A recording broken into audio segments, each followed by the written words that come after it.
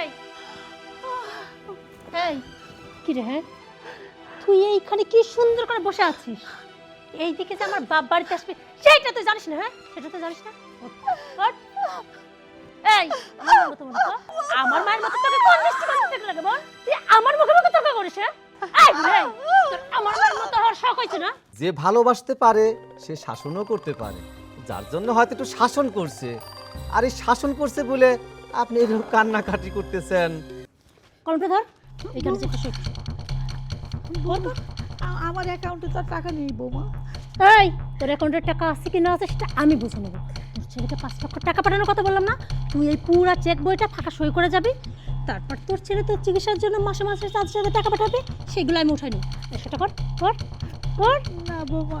এই করবি না, ভালোই ভালো করছে, কর কর নে কর।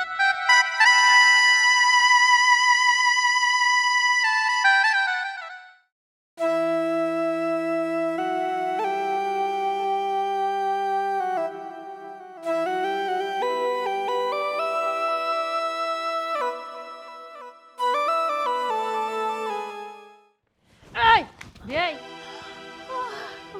এই কি রে? হ্যাঁ, তুই এইখানে কি সুন্দর করে বসে আছিস। এইদিকে যে আমার বাপ বাড়িতে আসবে সেইটা তুই জানিস না? হ্যাঁ, সেটা তুই জানিস না। ওঠ। কি এত সুন্দর করে এখানে বসে বসে তুই কি করতেছিস? হ্যাঁ বৌমা, তুমি এই কাজটা করতে পারলে বৌমা? যেটা করছি একদম বেশ করছি। এই বেলা কত বাজে? হ্যাঁ, তুই এইখানে বসে বসে কি করতেছিস? বৌমা, তুমি তো জানো আমার সারা গা হাত পা খুব ব্যথা, আর শীতের দিনে আরো ব্যথা করে। এই বুড়ি, এই শুধু শীত শীত করে চাদর মধ্যে বসে থাকলে হবে? এই সংসার যে এত কাজ, এই কাজগুলো কে করবে? তোর মরা বাপ আসে? আর তাছাড়া এই তোর আমি কালকে পই পই করে বলি নাই যে আজকে আমার বাবা আসবে এই বাড়িতে? তারপর কি কথাগুলো তোর কানে যায় নাই? তোকে কি আবার এক্সট্রা করে বলতে হবে যে রান্না বান্না সবকিছু করতে হবে? হ্যাঁ, যে বাড়িতে একটা মেয়ে মানুষ আর তার জন্য ভালো মন্দ রান্না করতে হয় নাকি? তোকে সেটাও বলতে হবে যে আম্মা কি কি রান্না করবেন? আর তুই তো ভালো করে জানিস আমার বাবা কি কি খাইতে পছন্দ করে না করে, তুই জানিস না? হ্যাঁ, আর তুই যে শীত করে যে এখানে বসে আছিস, তো শীত লাগছে না, চাদর মধ্যে বসে আছিস, তাহলে এই কাজগুলো কি করবে? আমি করব? শোন, একটা কথা আমি শুনতে চাই না। কিছুক্ষণের মধ্যে আমার বাবা আসবে, আর আমার বাবা আসার পরে ঠিক মতো যদি নাস্তা বা খাওয়ার যদি এই বাড়িতে না পাইছে, তাহলে কিন্তু এই বাড়িতে আমি রোজ কিয়ামত লাগাই দিব। বৌমা, আজকে আমার এই দিনটা দেখতে হলো। আমি একজন প্রবাসীর মা, আর আমার বৌমা আমাকে লাথি মেরে ফেলে দিল। তার বাবা আসবে বলে রান্না করতে হবে, বাড়ির কাজ করতে হবে। আমি তো এমনি সব কাজ করি বৌমা, আর তোমার বাবা আসবে আমি জানি। আমি ভেবেছিলাম একটু রোদ তাপিয়ে তারপরে রান্না করতে যাব, আর এর মধ্যে এসেই তুমি আমাকে অত্যাচার শুরু করে দিয়েছো। বৌমা, এত রান্না বান্নার কথা বলছো, তোমার বাবা আসবে। আরে তুমি তো সবসময় সারাক্ষণই শুয়ে বসে মোবাইল নিয়ে সময় কাটাও। এই রান্না বান্নাগুলো তো তুমি করলেও পারতে, আমাকে শুধু শুধু কেন মারলে? এই ঠিকই বললি, রান্না বান্না আমি করব। তুই কি বললি? কি বললি তুই? আমি এই বাড়িতে কাজ করব? এই আমি কি এবারে কাজ লোক? হ্যাঁ, তোর এত সাহস, তুই আমার মুখে মুখে তর্ক করিস? হ্যাঁ, আমার মায়ের মতো, এই, তুই আমার মায়ের মতো, এই এই তুই আমার মায়ের মতো, আমার মায়ের মতো, এই কোন দিক থেকে তোর আমার মায়ের মতো মনে হয়? হ্যাঁ, এই আমার মতো মনে হয়? আমার মায়ের মতো? আমার মায়ের মতো তোকে কোন দৃষ্টি করতে লাগে বল? তুই আমার মুখে মুখে তর্ক করিস? হ্যাঁ, আমার মায়ের মতো হওয়ার তোর শখ হয়েছে?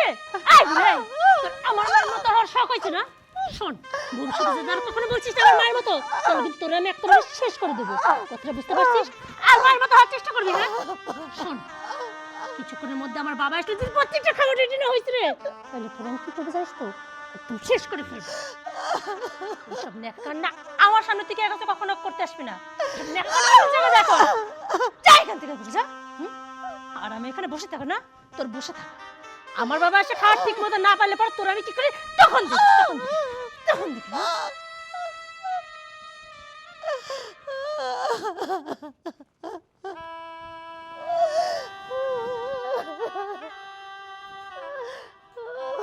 আল্লাহ গো।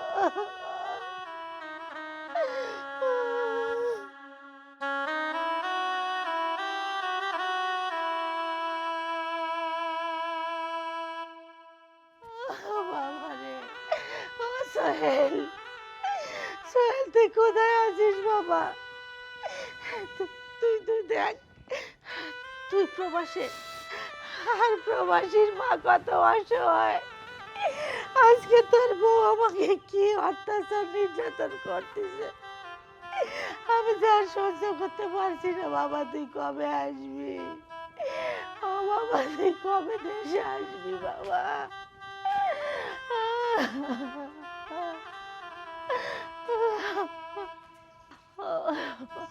আল্লাহ গো।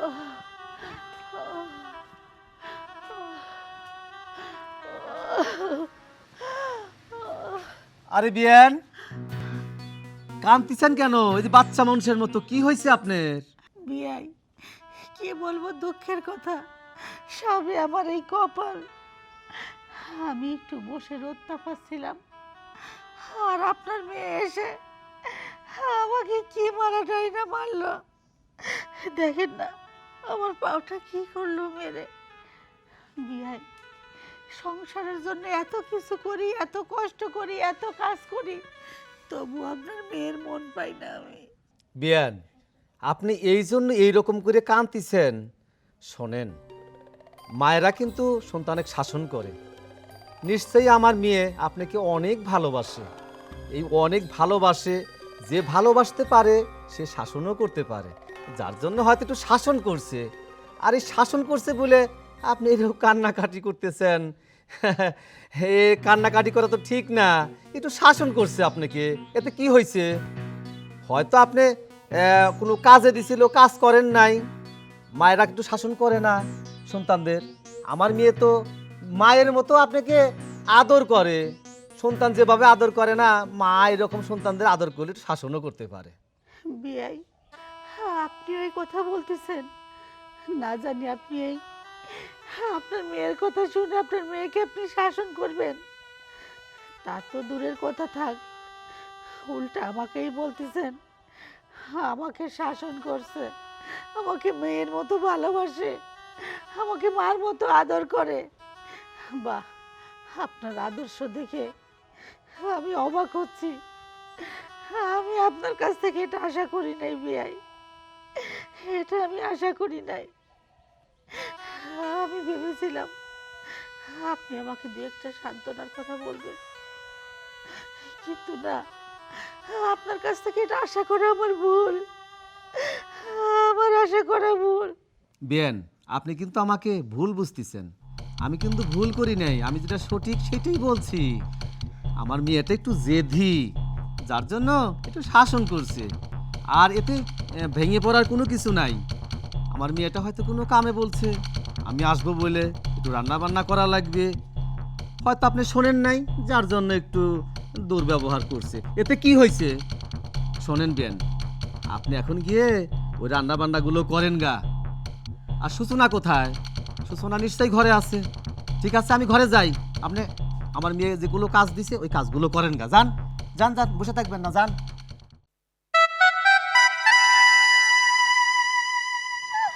হায় রে আল্লাহ, যেমন বাপ তেমন তার মেয়ে। আল্লাহ যদি কবে বোঝার তৌফিক দান করবে সে আল্লাহই জানে।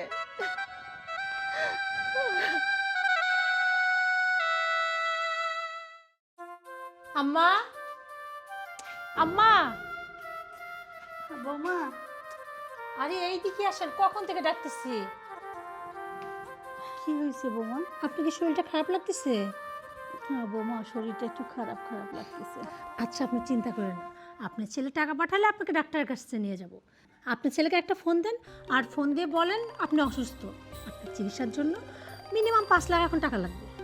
বৌমা, এটা তুমি কি বলছো? গতকালকেও আমার অ্যাকাউন্টে যে টাকা ছিল তুমি সব টাকা তুলে নিছো, আজকে আবার এই কথা বলতেছো আমি অসুস্থ, আমার জন্য 5 লাখ টাকা লাগবে। এই, তুই ভালো কথা মানুষ না, হ্যাঁ? তোকে যে ভালোভাবে বলছিস তুই শুনতে পাচ্ছিস না? তোকে যেটা করতে বলছি তুই সেটাই করবি। না বৌমা, হ্যাঁ, আমার ছেলেকে আমি এত চাপ দিতে পারবো না, ও তো একটা মানুষ। আব্বা, তুমি একে বোঝাও। শোন, এ সোজা আঙুলে ঘি উঠবে না, আঙুল বাঁকা করতে হবে। হ্যাঁ বাবা, তুমি ঠিকই বলছো। ফোনটা ধরো, তুমি তোমার জামাইকে ফোন দাও, তারপর দেখি কে কথা বলবে না। ভদ্র মানুষের মতো আমার বাবা ফোন দিয়ে দিবে, সুন্দর করে তুই বলবি যে হ্যাঁ বাবা টাকা পাঠাও, টাকা লাগবে। বুঝতে পারছিস? হ্যালো, আসসালামু আলাইকুম। ওয়ালাইকুম আসসালাম। কেমন আছেন আপা? আছি বাবা, মানে খুব একটা ভালো নাই। জানো তোমার মা তো ভীষণ অসুস্থ। কি বলেন? আমার মায়ের কি হয়েছে?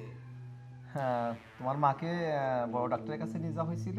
ডাক্তার বলছে যে তার 2টা কিডনি নষ্ট হয়ে গেছে। এটা আপনি কি বলছেন? হ্যাঁ বাবা, আর ডাক্তার বলছে যে এই চিকিৎসার জন্য 5 লক্ষ টাকা দিতে হবে। আর 5 লক্ষ টাকা খরচ করলে হয়তো সে একটু ভালো হতে পারে। বাবা, টাকার জন্য আপনারা টেনশন করবেন না।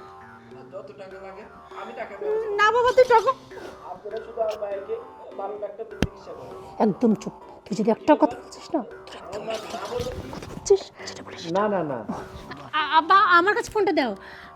হ্যালো সোহেল, তুমি আমার কথা শোনো। আসলে হয়েছে কি, আমার তো বয়স হয়ে গেছে, বোঝো না? আম্মা বলতেছিল যে না, এই বয়সে আমার চিকিৎসা করে এত টাকা নষ্ট করার দরকার নেই। আচ্ছা তুমিই বলো, হাজার হোক তোমার তোমার মা না, তাই বলে কি এরকম চিকিৎসা না করে হয় বলো?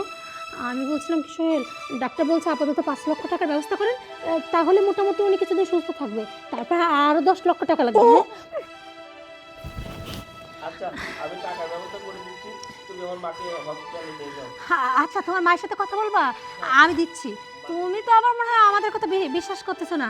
আচ্ছা দিচ্ছি, আমি যেটা বলবো সেটাই। যদি উল্টোপাল্টা বসতে তুমি একদম জানাবে। এই যে কথা বলো। হ্যাঁ বাবা তুমি আমাকে নিয়ে একবারে টেনশন করো না, আমি টাকার ব্যবস্থা করে দিচ্ছি। তুমি তোমার বোমার ঠিকানা দিয়ে দাও, এই ঠিকানায় যাও। আচ্ছা বাবা তুই টাকা পাঠিয়ে দে। হ্যাঁ শুনছো তো, তুমি টাকার ব্যবস্থা করো। হ্যাঁ আচ্ছা রাখি। এই কি বলতে গেছিলে? হ্যাঁ টাকা পাঠাও না কে রে? এই টাকাগুলো কি নিয়ে তুই কবরে যাবি? হ্যাঁ কি তুই নিজে বেঁচে থাকতে চাস না?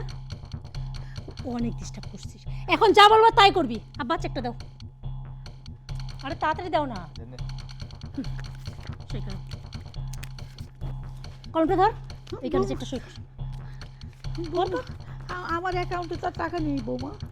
এই তোর অ্যাকাউন্টের টাকা আছে কি না আছে সেটা আমি বুঝে নেব। তোর ছেলেকে 5 লক্ষ টাকা পাঠানোর কথা বললাম না?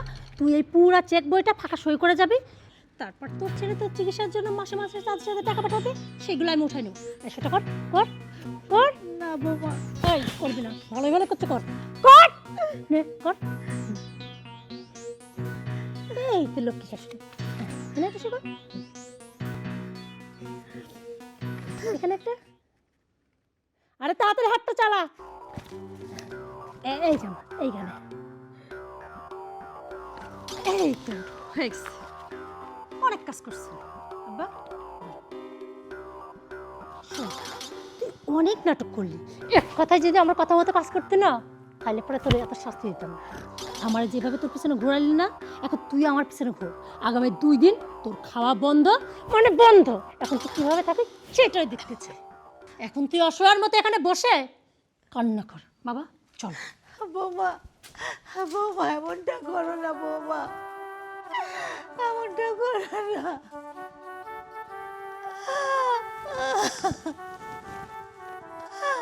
আল্লাহ আমাকে ওই ডাইনির হাত থেকে রক্ষা করো, না হয় আমাকে তুমি তুলে নাও। আমার ছেলে তাকে প্রবাসে লক্ষ লক্ষ টাকা পাঠায়, আর আমি এত অসহায় অবস্থায় এই বাড়িতে থাকি। আমার জন্য খাবার জোটে না, আমার জন্য একটা কাপড় জোটে না। আল্লাহ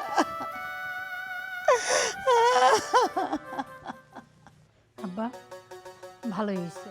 শোনো, তুমি এক কাজ করো, তোমার জামাই তো টাকাগুলো পাঠিয়ে দিচ্ছে, তুমি ব্যাংকে যাই টাকাগুলো উঠাই নিয়ে আসো, ঠিক আছে? ঠিক আছে। আর এর মাঝে বুদ্ধি করে আরো কিছু বাহানা আমি ঠিক বলে দেব। বৌমা কি চাই? বৌমা আজকে 1.5টা দিন হয়ে গেল, আমার পেটে একটু পানিও পড়েনি। আমি যে আর ক্ষুধা সহ্য করতে পারছি না বৌমা। রে সেটা করে তো খাই খাই খাই খাই করিস কিছু জন্য, হ্যাঁ? স্বাস্থ্য হাতের মতো মাইছিস, তারপর তো সারাক্ষণ খাওয়া লাগে। বৌমা আর যাই হোক, পেটের ক্ষুধা মানুষ কতক্ষণ সহ্য করতে পারে বলো? কেন? যতক্ষণ তোর পিছনে আমাকে ঘুরাইতে পারিস। ওই যে যখন সুন্দর করে বলছিলাম আম্মা আপনার ছেলের কাছ থেকে ফোন করে টাকা চান, পারবি না তুই। তোকে 10 বার বলতে হলো, তুই আমাকে 100 বার বল, তারপরে ভেবেছি তা দেখবো তোকে খাবার দেওয়া যায় কিনা। আর তাছাড়া 2-4 দিন না খেলে তোর যে এত দেবাক না, সব দেবাক শেষ হয়ে যাবে। বুঝতে পারছিস? তাই এই বাড়িতেই তুই থাকবি, কিন্তু তোকে কোনো খাবারও দেবো না। এটাই আমার শেষ কথা। বৌমা, তোমার আল্লাহর দোহাই আমাকে একটুখানি খাইতে দাও, আমার খুব ক্ষুধা লাগছে বৌমা। এই, তোরে বললাম না কোনো খাবার হবে না, এখান থেকে যা। একদম ভ্যানাগান করবি না, যা। বৌমা, এত নিষ্ঠুর হলো না, একটু মনটা নরম করো বৌমা। কি করব? নরম? এই, আমার মন নরম করবো না? এই, আমার মন নরম করবো? হ্যাঁ, কি? এই, খাওয়া কত করতে গেছে? হ্যাঁ, এই, তোর লজ্জা নেই? সারাক্ষণ খাই খাই করিস? হ্যাঁ, একটা কুত্তা তো এরকম করে না। তুই তো কুত্তার চেয়ে অধীন হয়ে গেছিস। হ্যাঁ, সারাক্ষণ তো খাই খাই করতে আসে। শোন, কোনো খাবার হবে না মানে হবে না। আব্বা, তোমাকে যে কাজটা দিচ্ছি তুমি সেই কাজটা করো। যাও, ব্যাংকে যাওয়ার টাকাগুলো তুলে নিয়ে আসো। যাচ্ছি, কিন্তু আসলে বিয়েন আপনি সবসময় কুত্তার মতো পাইলে চাইতে চান কে? এ কোন স্বভাব আপনি? সবসময় খাই খাই খাই খাই করেন। বিয়াই, আপনি আমাকে কুকুরের সাথে তুলনা করলেন। শোন, আমার বাবা যেটা করছে একদম বেশ করছে। এই মুখে না করে যাচ্ছে, একদম তর্ক করতে আসবো না। যত সব। বাবা, আচ্ছা। যাও ব্যাংকে যাও। আমি ঠিক আছে। আরে শোন, তোরে বলছি না এই বাড়িতে তোর খাবার জুটবে না মানে জুটবে না। সর আমার সামনে থেকে, যা।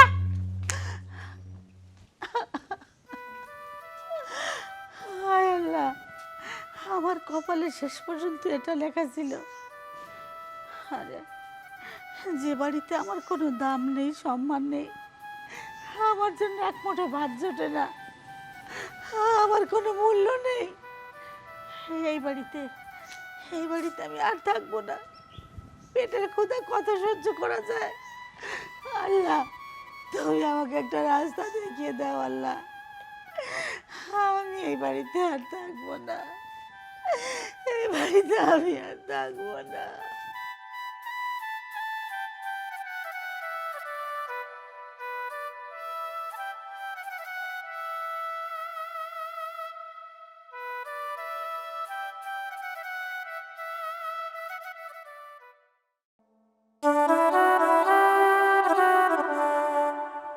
ভাইজান, আসসালামু আলাইকুম। ওয়ালাইকুম আসসালাম। ভাইজান, যদি কিছু মনে না করেন একটা কথা বলি। কি বলবেন? বলেন। ভাইজান, আমি খুব সমস্যায় আছি, আমাকে যদি একটা কাজ দিতেন। কি বলেন আপনি? আপনাকে তো আমি চিনিও না, জানিও না। আপনাকে বাড়িতে কাজ দিতেই আমি, আপনি এটা ওটা নিয়ে চলে যান, তখন আমার কি হবে? না না ভাইজান, এইটা আপনি কি বলছেন? আমি গরিব অসহায় হতে পারি, কিন্তু আমি চোর না। আমার পেটের ক্ষুধার জন্য আমি আপনার বাড়ি কাজ করতে চাই। আপনি আমাকে বিশ্বাস করতে পারেন ভাইজান, বিশ্বাস করেন। আমি চোরও না, আমি ঠকবাজিও না, আমি শুধু একটা কাজ চাই যাতে আমি একটু খেয়ে বাঁচতে পারি। তা না হয় বুঝলাম, আপনি শরীরের যে অবস্থা, আপনি কি কাজই বা করতে পারবেন? ভাইজান, আপনার বাড়িতে আমাকে কাজ দিয়ে দেখেন, আমি সব কাজ করতে পারবো। আপনি আমাকে না করেন না ভাইজান, আমার একটা কাজের বড়ই প্রয়োজন। সেটা না হয় বুঝলাম, কিন্তু আমার কাজের জন্য তো একটা ছেলে মানুষের দরকার। ভাইজান, মানে এই যে- আপনার পায়ে ধরি ভাইজান, আমাকে কাজটা আপনি দেন ভাইজান। আচ্ছা ঠিক আছে, আপনি যখন এত করে বলতেছেন, চলেন। আরে তোর শাশুড়ি সারা এলাকায় আমি খুঁজছি, কোথাও পাইনি। আচ্ছা এখন কি করবো বলতো? আরে বাবা, আমার তো চিন্তা হচ্ছে এইটা নিয়ে যে সোহেল আসলে পরে আমি কি বলবো। সোহেল ফোন দিলে বা কি করে কথা বলবো। আচ্ছা ঠিক আছে, তুমি চিন্তা করো না, আমি আলমেক আসতে বলছি, ও আসলে ঠিক কিছু একটা ব্যবস্থা করে ফেলবো। ওই দেখ আলো কি বসে আপু, গেছে। কাহিনী কি? তোমাকে এত তাড়াতাড়ি আসতে বললি ফোন দিয়ে? আরে দরকার আছে, আমার শাশুড়ির উপর অত্যাচার করতে করতে বউটা বাড়ি থেকে একাই হা হয়ে গেছে। এখন তো দুলাভাই কাছে কিভাবে ম্যানেজ করি। এক কাজ কর, তুই তো দুলাভাইয়ের কাছে ফোন দিবি, ফোন দিয়ে বলবি দুলাভাই আপনি কি কোনো খবর শুনছেন কি? তখন বলবি যে আপনার মা চোখে গেছে, একটা লোকের হাত ধরে চলে গেছে। যদি বলে কি কবে, হ্যাঁ ওই যে আপনার পাশে পাড়ার এক লোকের হাত ধরে আপনার মা পালায় চলে গেছে। বুঝতে পারছি? আচ্ছা খবরটা জানো।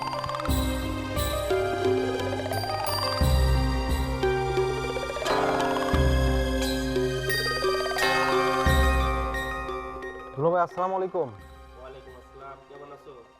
আর ভালো দুলো ভাই, কিছু কি শুনছেন আপনি? কি শুনবো? কি হয়েছে বলো?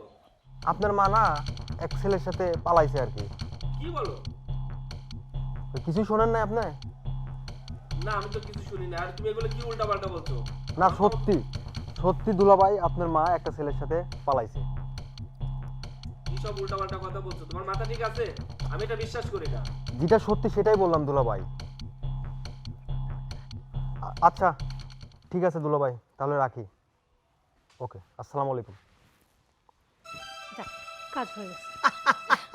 আব্বা এখন আর চিন্তা নেই, জানো তো আব্বা, ভাবতেছিলাম সোহেল ফোন দিলে কি বলবো, তাহলে বউটারে চাইলে তো ম্যানেজ করার একটা ব্যবস্থা আছে। এক কাজ কর, এতদিন পর তুই আসছিস, চল এখন তুই ইচ্ছা মতো খাওয়া দাওয়া করে নে, পরেরটা পরে দেখতে হবে, তাই আচ্ছা তো? চল। চল।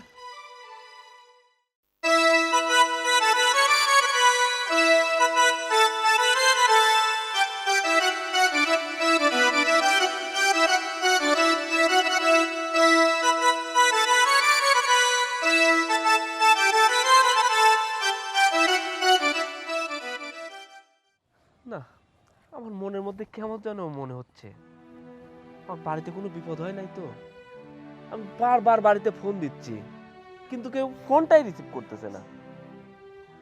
নাকি আমার মায়ের কোনো বিপদ হয়েছে, নাকি আমার পরিবারের কোনো বিপদ হয়েছে, আমি কিছুই জানি না। না, দেরি করলে চলবে না, তাড়াতাড়ি বাড়িতে যাইতে হবে।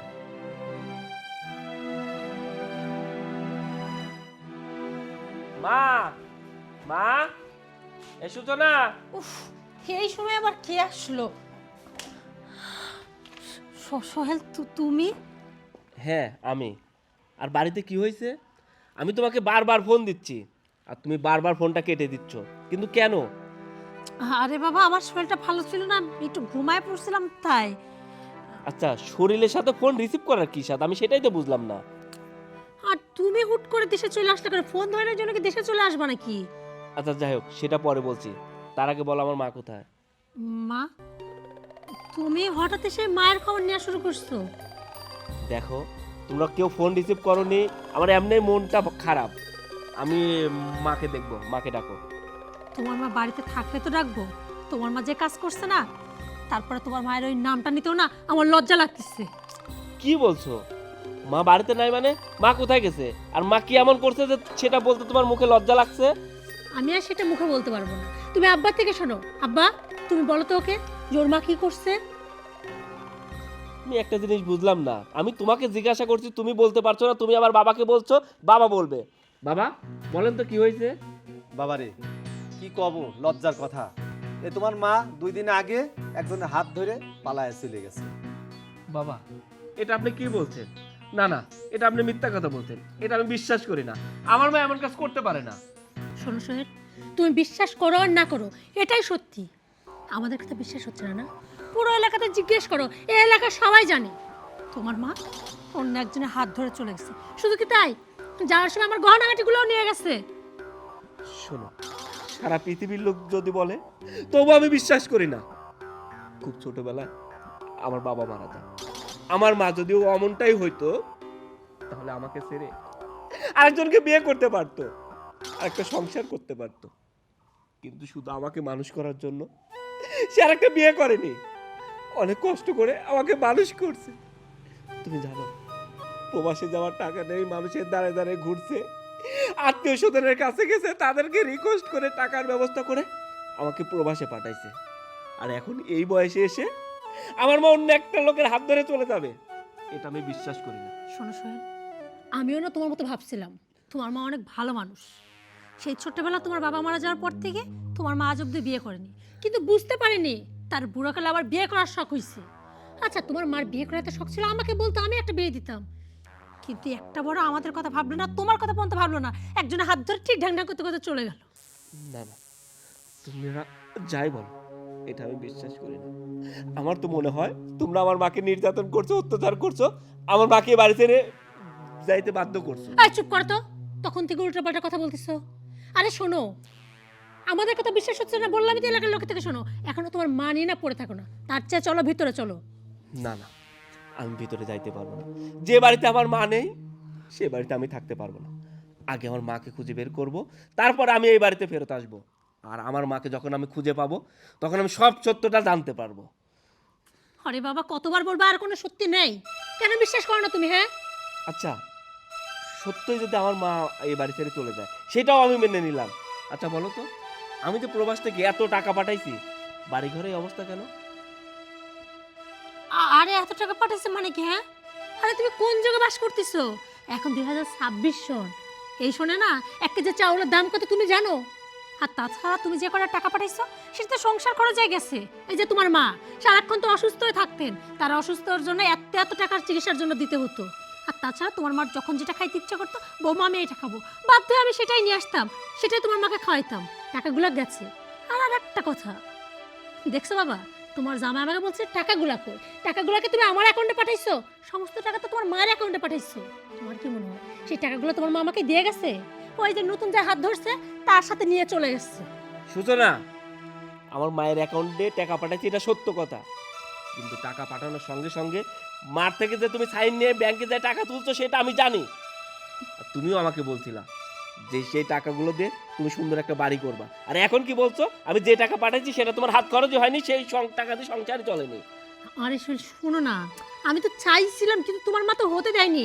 তোমার মা বলছিল বৌমা শৈল আসো, তারপর আমরা সুন্দর করে একটা বাড়ি করব। কিন্তু আমি কি জানতাম তোমার মায়ের মনে মনে এত কিছু। যাই হোক, আমি এই বাড়ি ছেড়ে চলে যাচ্ছি। আমার প্রবাসে কষ্ট করা টাকা পয়সা নিয়ে তোরা ভালো থাক, তোরা সুখে থাক। আমি আমার মাকে খুঁজে বের করব, আর আমার মাকে খুঁজে বের করলে সব সত্যটা আমার সামনে চলে আসবে, সেদিন আবার তোদের সামনে আমি আসব। তোরা ভালো থাক।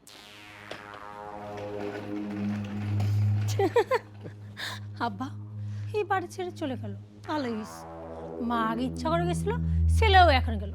ঠিক আছে যাও, আমরা তো অনেক খুঁজেছি পাই নাই, তুমি যাই তোমার মাকে কোত্থেকে পারো খুঁজে নিয়ে আসো। আব্বা শোনো, আমার একটু ভয় ভয় লাগতেছে বুঝছো।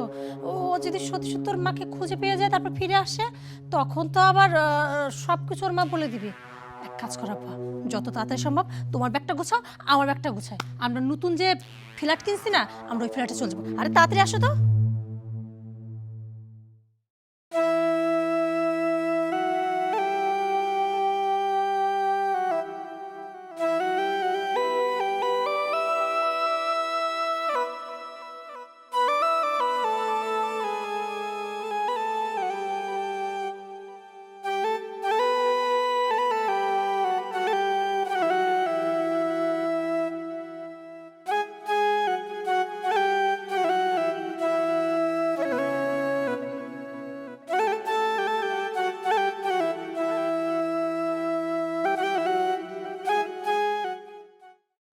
আরে কি করছেন?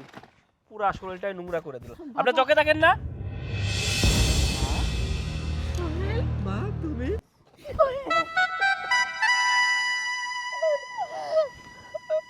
মা, তোমাকে আমি কত খুঁজছি, কিন্তু তুমি এই জায়গায় কেন? আর তুমি এই বাইক মুচ্ছ কেন? বাবা, ও ও কিছু না। তুই কেমন আছিস বাবা? আমি ভালো আছি। মা, তুমি নাকি আমার প্রবাসীর এত কষ্ট করা টাকা পয়সা নিয়ে, স্বর্ণ অলংকার নিয়ে অন্য একটা লোকের হাত ধরে চলে গেছো? না না বাবা, সব মিথ্যে কথা, সব মিথ্যে কথা। মা, আমি তো বাড়িতে গেছি, তোমার বৌমা আমার শ্বশুর আমাকে বলছে তুমি সমস্ত টাকা পয়সা নিয়ে অন্য একটা লোকের হাত ধরে চলে গেছো, আর তুমি বলছো মিথ্যা কথা। কিন্তু কি করছিল মা, আমাকে সব বলো না। বিশ্বাস কর সোহেল, এই সব কিছু মিথ্যা কথা। আমি টাকা পয়সা গয়নাগাটি কোনো কিছু চুরি করি নাই। দিনের পর দিন তোর বউ তোর শ্বশুর আমার পর অত্যাচার চালিয়ে গেছে। আমাকে খাইতে দেয়নি, আমাকে একটা কাপড় পরতে দেয়নি, আমার অসুখ হলে আমাকে ওষুধ দেয়নি। অত্যাচার সহ্য করতে না পেরে বাবা আমি বাড়ি থেকে বের হয়েছি। আর তুই বল বাবা, একটা মানুষ কয় বেলা না খেয়ে থাকতে পারে? আমি ক্ষুধার যন্ত্রণায় এই যে এই বাড়িতে কাজ নিয়েছি। আর তুই বল, আমি যদি টাকা পয়সা গয়নাগাটি নিয়ে পালিয়ে যাব, তাহলে আমি আজকে কেন বাইক মুছে খাবো? আমি এই বাড়িতে কাজ করে কোনো মতো আমার পেটটা চালাই বাবা। মা, ওরা আমাকে বারবার বলছে, কিন্তু আমি বিশ্বাস করি নাই, কারণ আমি জানি আমার মা এমন না। আমার মা যদি অন্য পুরুষের সঙ্গে চলেই যাইতো, তাহলে আমার বাবা মারা গেছে অনেক ছোটবেলায়, তখন কি আমার মা চলে যাইতে পারতো। কিন্তু তখন কত কষ্ট করে আমার মা আমাকে মানুষ করছে, আর এই বয়সে এসে আমার মা এটা করতে পারে না, এটা আমি বিশ্বাস করি না। জানো মা, আমি প্রবাস থেকে এত কষ্ট করে টাকা পয়সা উপার্জন করছি, সেই টাকা দেশে পাঠাইছি, কিন্তু তোমার বৌমা বলছে আমি নাকি 1 টাকাও পাঠাইনি, আর যে টাকা পাঠাইছি সে টাকা নাকি তাদের সংসারে ঠিক মতো চলেনি। জানো মা, ওই বাড়ি থেকে দূর করে আমাকে তাড়িয়ে দিতে। মা আমার মাকে নির্যাতন করছে, আমার মাকে অত্যাচার করছে, আমার মাকে ঠিক মতো খাইতে দেয়নি। আমি তোমার বৌমার মুখোমুখি হব, কেন আমার মায়ের সঙ্গে এমনটা করলো, কেন একজন প্রবাসীর মা এতটা অসহায় জীবন যাপন করবে। চলো মা, বাড়িতে চলো।